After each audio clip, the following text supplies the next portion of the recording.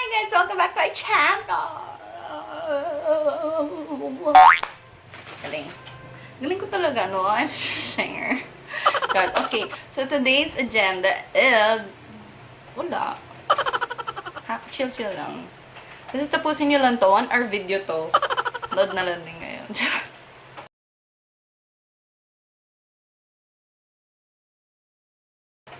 No, as you can see, I have zero makeup on. Tapos hindi ko alam kung bakit may namumula-mula ako.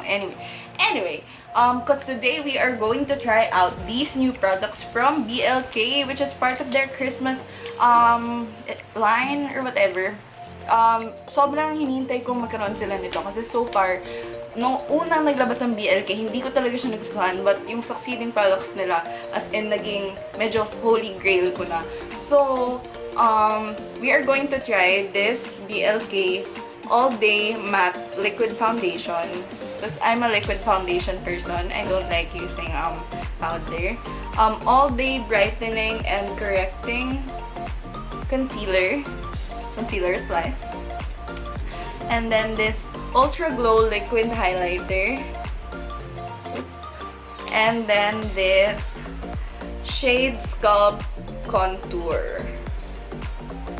Shade plus Sculpt Contour. Now, I'm also going to be using BLK products for the other parts of my face, pero hindi ko na yun i-include dun sa mismong video. I'll just show you the finished look later.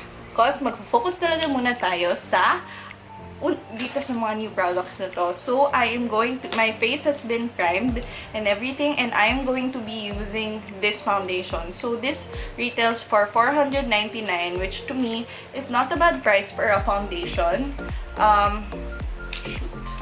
Okay, so pansin sa packaging, it's glass. It looks kinda like the Fit Me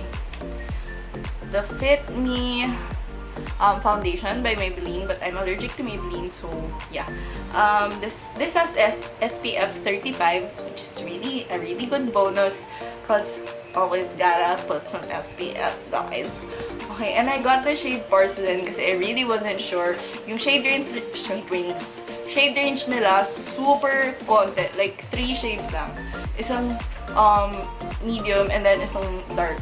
So parang ako, whatever, if this is too light for me, I'll just put darker foundation and mix it in.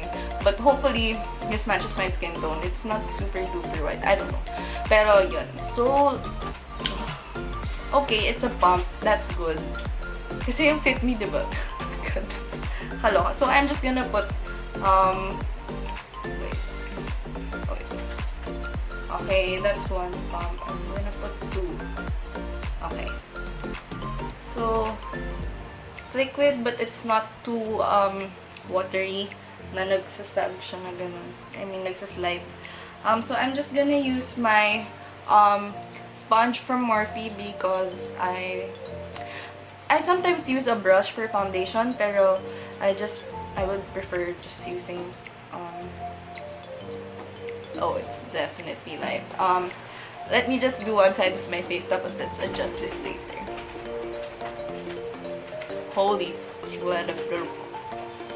But actually, pag hinaluan ko kasi to, mawawala yung point. So I'll just fix this with bronzer later, but we're gonna continue with this shade.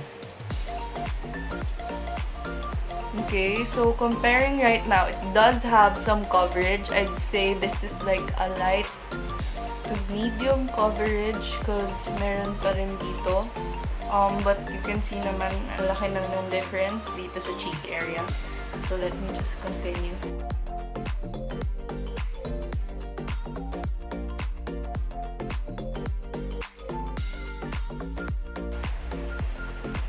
That's pretty good, guys. See how... Wow. Lumalaban talaga si BLK recently. I think they really made an effort. And as for the formula, it's not sticky or whatever, and it's not sticky, it's not streaky. So far so good, guys.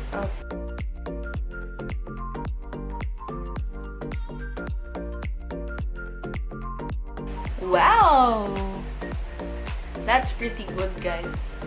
I am so far impressed with this. actually think that I am going to do a wear test for this para lang mas in-depth yung review natin, and we're gonna we're gonna ano yun? Z is tulog. Yung it's actually 2 o'clock in the afternoon, pero I'm gonna try to go out or something maya siguro around 10 o'clock. I'm gonna refilm and see how this goes. I'm gonna put a second layer around the mouth area because alam naman natin na yan yung pinaka-problematic as always, and that's the area dito sa may smile lines na laging nag-crease.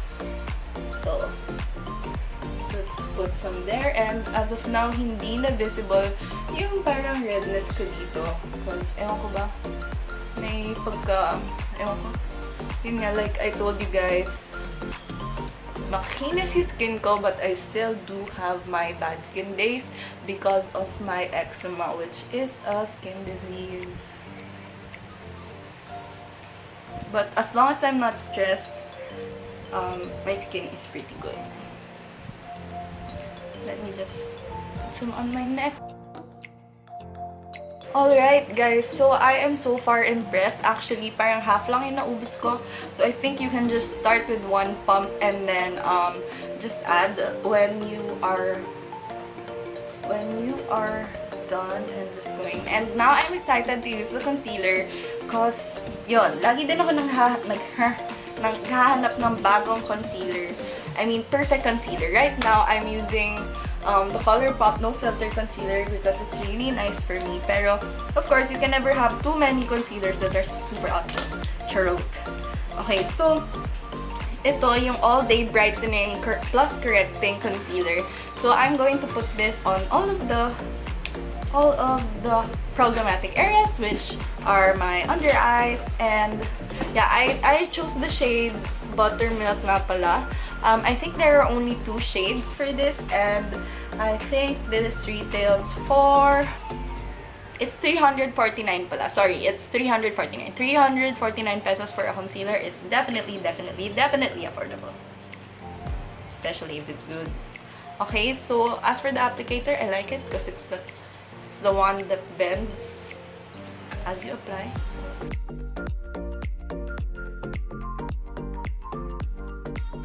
Okay, so as you know, laging halos nilalagyan ng concealer talaga yung under eyes, and then itong area na to kasi it's kind of a way to also sculpt your face already para magkaroon ng dimension.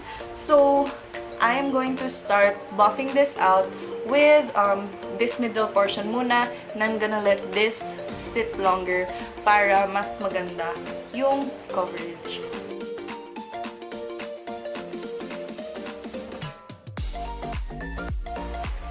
Malalaman talaga natin if this concealer is good when it comes to the under eyes. Kasi it's supposed to be correcting as well. So, well, actually, yung redness ko dito sa malapit sa cupid's bow, actually nawala naman. So, that's a good sign. Oh my God, sana okay talaga to. Oh my God, I'm so praying to the Lord. Guys, but yun nga, if nakaka-distract yung lightness nung face ko. I mean, I hope it isn't so bothersome. Pero ayusin ko siya later for the final look. Don't worry. And then, I'm going to give a shoutout pala muna. Intermission break! I'm gonna give a shoutout to one of my super awesome subscribers, Heidi Gaspar. Hi Heidi! Thank you so much for being so supportive both in YouTube and on Instagram. If you guys want a shoutout, please just DM me on Instagram. Kasi pag comments dito, I really get lost in the comments. Hindi ko siya ma-keep track. Char, dahil nagka-comment.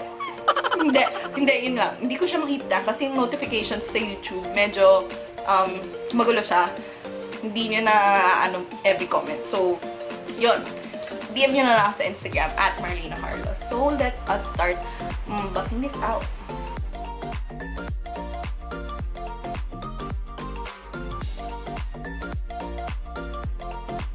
Okay, so there it is after I put on the concealer. As you can see, it did crease a little, but it's really good, guys.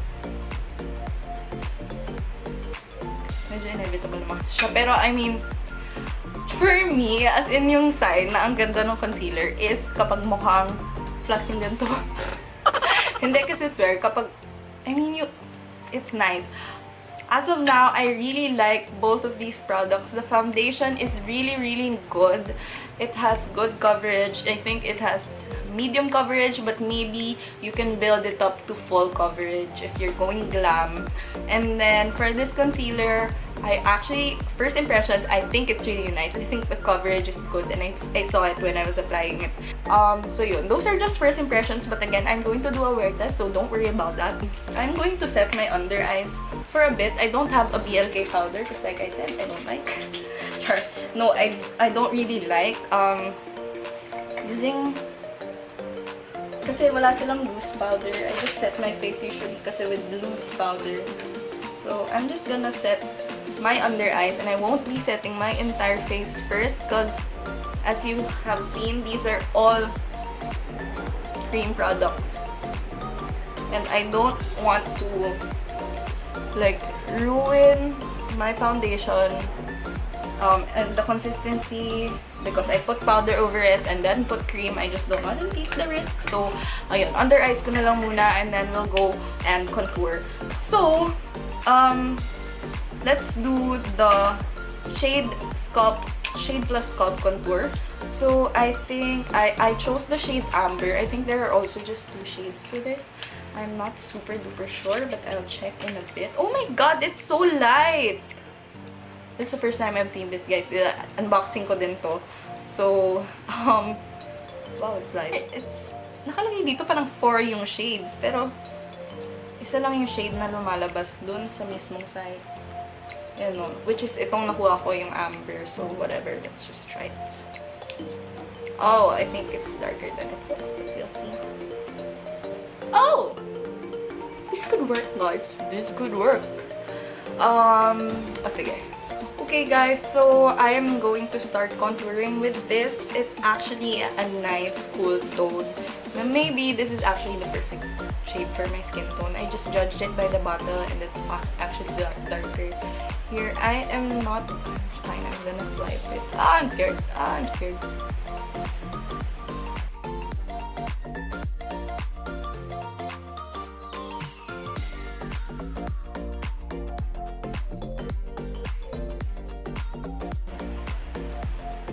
Now, why does it seem to be too warm?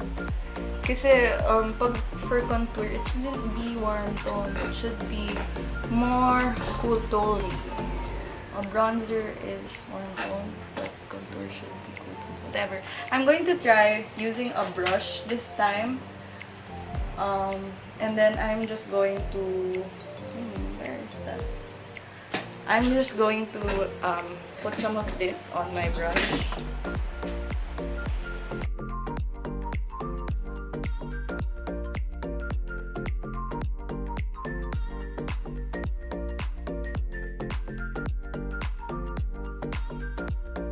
So, ayan siya. There's definitely more on this side where I applied the brush, because as you know, the brush does not absorb any of the product. So, ayan siya. But I just put a little bit of powder over it so that it does not look as harsh. But yun yung napansin ko so far. I already put din sa my jawline, and ang napansin ko so far is it's a bit warm tone.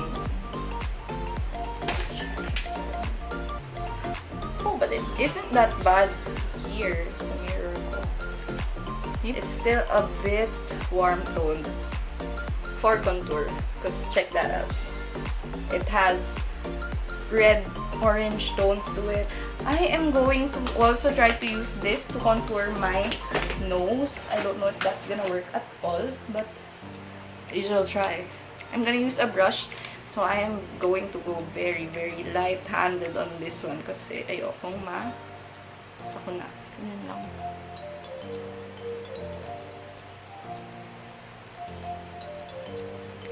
Oh my god, it's too warm.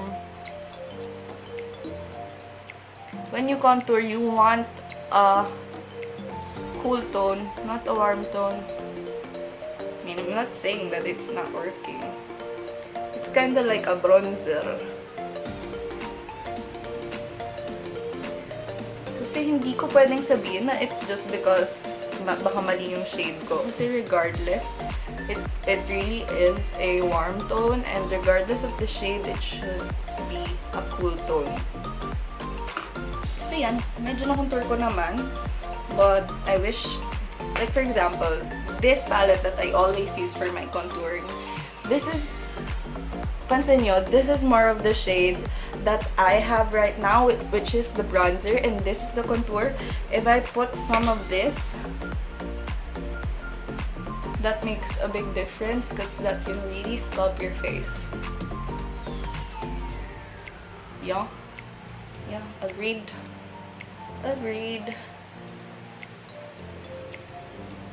Okay, so as far as that one goes, I don't really think that this is the best cream contour. I don't like cream contour anyway. Okay, but I know! Gusto ko pala yung cream contour ng NYX. So, next we are going to proceed with my cheeks kasi I'm gonna do this first before I proceed to the highlight, which is the next new thing that we are going to use. So I'm going to use the creamy cheek paint, which I love, from BLK. It's one of my favorite products from BLK because it does such a nice job of just making your blush look so natural.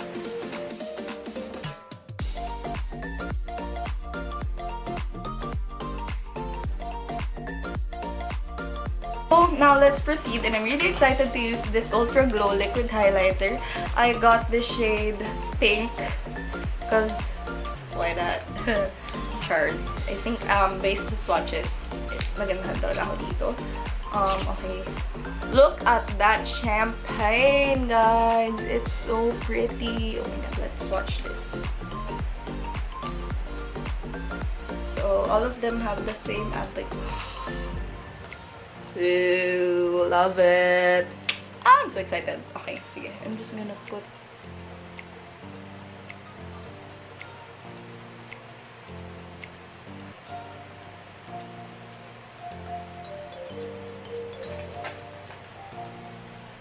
Ooh.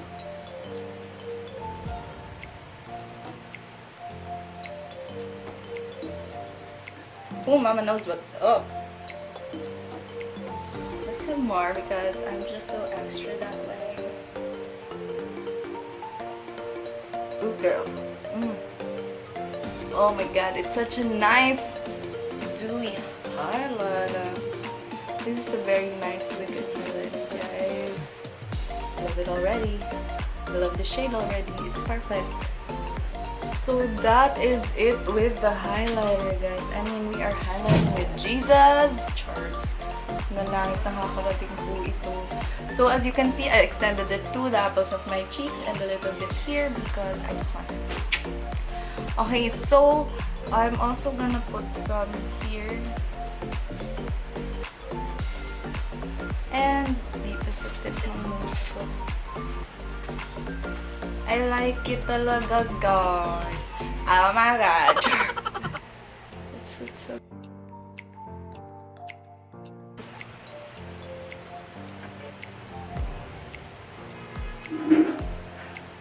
Okay, so that is it for all the products we've tested so far. I'm going to finish this look and set my face para makita talaga natin how it all turns out. Wait lang, I'll see you later.